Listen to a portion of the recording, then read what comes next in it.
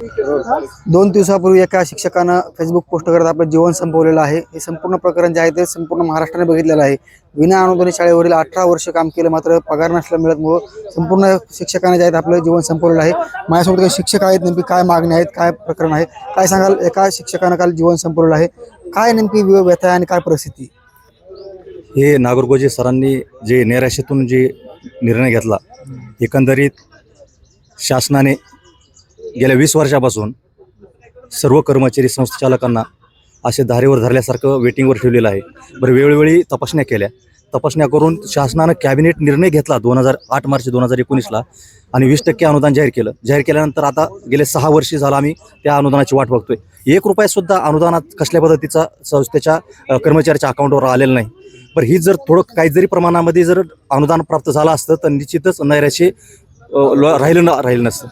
तर आज शासनाकडून आमच्या काय ही अपेक्षा आहे की संस्थाचालक यांच्यामध्ये नैराश्य आलेलं आहे, कर्मचाऱ्यामध्ये प्रचंड नैराश्य आलेलं आहे। सामाजिक न्याय विभागाचा जो निधी आहे तो सामाजिक न्याय विभागासाठीच वापरला गेला पाहिजे, परंतु सामाजिक न्याय विभागाचा निधी हा इतरत्र वळवला जातो।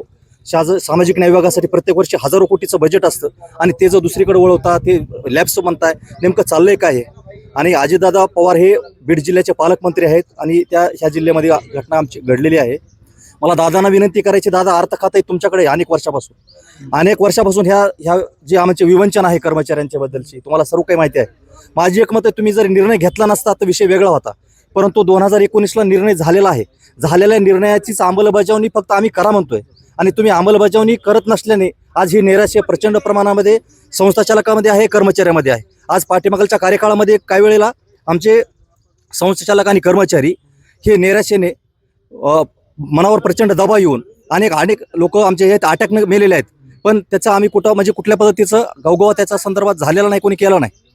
पण आज आम्हाला एक सांगायचं आहे की खरंच ही शासन किती दिवस अशी कर्मचाऱ्यांची किंवा संस्थाचालकांच्या बद्दलची अवहेलना करणार आहे? तुम्ही निर्णय करून सुद्धा तुम्ही ठरवलंय की शासनानं आम्हाला द्यायचं 20% प्रमाण द्यायचंय, खात्यावर तुम्ही पैसे टाकलेत आणि यावेळेस या अर्थसंकल्पामध्ये तर तुम्ही डायरेक्ट फक्त 1 रुपया टाकलाय, काय तर फक्त ते खातं चालू राहायला पाहिजे म्हणून अशी चेष्टा का करताय? की अशी चेष्टा करू नये। शिक्षण व्यवस्थेमध्ये ज्ञानदानाचं काम करणारं हे सर्वसामान्य गोरगरिबांच्या अनुसूचित जातींच्या मुलांसाठी काम करणारे हे शिक्षक आहेत। हे ज्ञानदानाचं एवढं प्रचंड खूप चांगलं काम करतात। शालाबाह्य विद्यार्थ्यांना, वस्तूवर काम करायच्या विद्यार्थ्यांना या शाळेमध्येच्या प्रवाहामध्ये आणून शिक्षणाच्या प्रवाहामध्ये आणलेलं आहे। खूप चांगल्या पद्धतीचं हे पॅटर्न सुरू आहे, प्रकल्प चालू आहेत आणि या व्यवस्थेला माननीय अजितदादा पवार साहेब आपल्याकडे हा महाराष्ट्र बघतोय।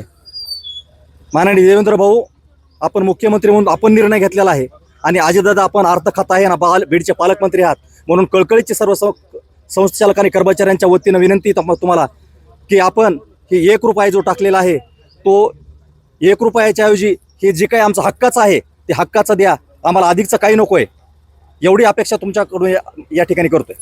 काय ज्या शिक्षकानं आत्महत्या केलेली आहे, संपूर्ण प्रकरण बघितलेलं आहे, भावनिक ती फेसबुक पोस्ट होती, काय वेळ आली आत्महत्या करण्याची?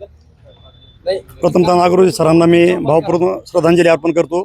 नागरगोजे सरांसारखे महाराष्ट्रामध्ये खूप शिक्षक आहेत आणि त्याच्यापैकी पाठीमागं गेल्या वर्षी 2 शिक्षक नांदेडला जाताना मोटरसायकलवर अपघात होऊन वारलेले, ते बी असे डिप्रेशनमध्ये होते।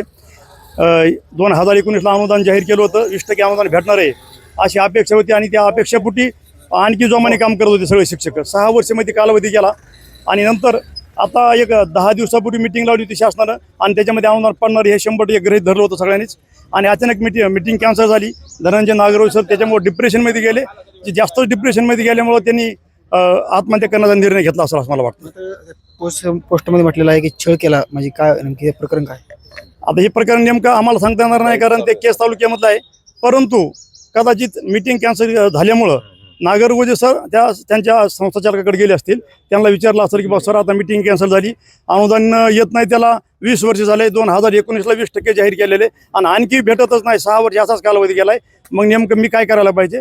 त्या दोघात जर काही शाब्दिक बाताबाई झाली असली तर त्या डिप्रेशनमध्ये जाऊन त्यांनी घेतला असा निर्णय। काय मागणी शिक्षकांची मागणी काय नेमकी? शिक्षकाची मागणी अशी आहे की शासनानं यावर्षी आता तात्काळ अनुदान द्यायला पाहिजे, कारण सगळेच लोक या संस्थेवर जे कर्मचारी आहेत त्या कर्मचाऱ्यामध्ये BP आणि शुगरवाले 50% कर्मचारी झालेले आहेत, कारण प्रत्येकाच्या घरी मानसिक ताणतणाव आहे आणि सगळं डिप्रेशनमध्ये गेलेत। म्हणून शासनाला विनंती आहे कळकळीची की त्यांनी लवकरात लवकर अनुदान द्यावं आणि या शिक्षकांना जे राहिलेली शेवटचे 10 वर्षे आनंदाने जीवन जगता येईल असे उपकार करावे.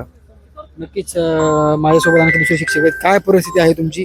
किती दिवस झाले तुम्ही ड्युटी करताय आणि काय आजची परिस्थिती आहे तुमची? 18 वर्ष झालेत मी आश्रमशाळेमध्ये ड्युटी करतोय. पण या 18 वर्षात घरी जाताना असं कधी म्हणजे आनंद वाटला नाही. घराकडे शाळेतून आल्यानंतर घराकडे जाताना कधी आनंद वाटत नाही. कारण प्रत्येक वेळेस आपल्याला घरी जाता वेळेस मानसिकता राहते की आपण घरी जाताना आपल्या लेकरा बाळांना काय घेऊन जाणार नेमकी. तर कारण आपण ड्युटीवरून आलो म्हणून लेकरं बाळ काय होतात आपल्याकडं एक आशाने जवळ येतात.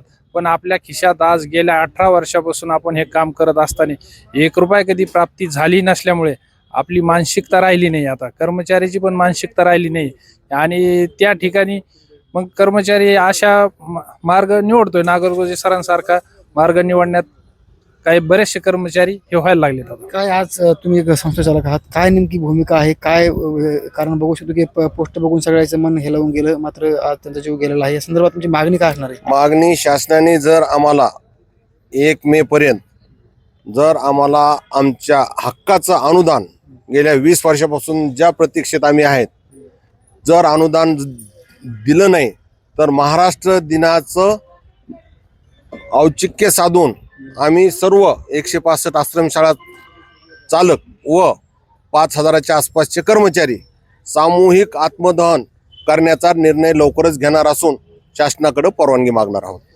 नक्कीच फेसबुक पोस्ट करत धनंजय नागरगोजे यांनी आपलं जे काही जीवन संपवलं. मात्र 1-2 दिवस नाही तर 18 वर्ष तब्बल सेवा केली, मात्र त्याच्यामधून 1 करोड रुपयाही मिळाला नाही आणि त्या नैराश्यातून त्यांनी आत्महत्या केल्याचं समोर आलेलं आहे. मात्र संपूर्ण प्रक्रियेवरती